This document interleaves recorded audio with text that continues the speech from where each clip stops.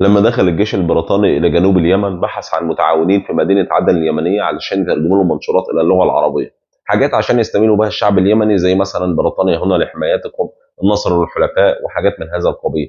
ولكن على الرغم من كل الامتيازات اللي عرضوها على الشعب اليمني إلا إن مفيش يمني واحد وافق إن هو يشتغل معاهم، لحد ما جالهم تاجر شاي من مدينة عدن اليمنية اسمه عمر بهبري وافق إن هو يشتغل معاهم، وبالفعل كان كل مرة بيترجم لهم فيها منشورات كان بياخد عليها اجر كويس، وبعد كده هم بيرموا المنشورات دي بالطيارات بتاعتهم على جميع انحاء اليمن. بعد فتره جالهم جنرال بريطاني علشان يتابع الوضع في اليمن، لما شاف المنشورات دي سالهم عنها، قالوا له دي منشورات علشان نستميل بها الشعب اليمني الى صفنا.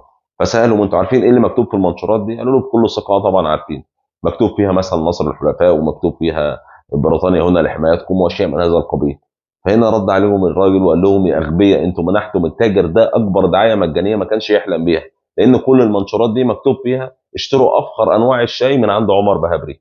فكانت القوات البريطانيه في كل مره بترمي فيها المنشورات على الشعب اليمني كانت بتعمل حمله تسويق ودعايه لعمر بهبري والشاي بتاعه، لا وكمان بيدفعوا له فلوس.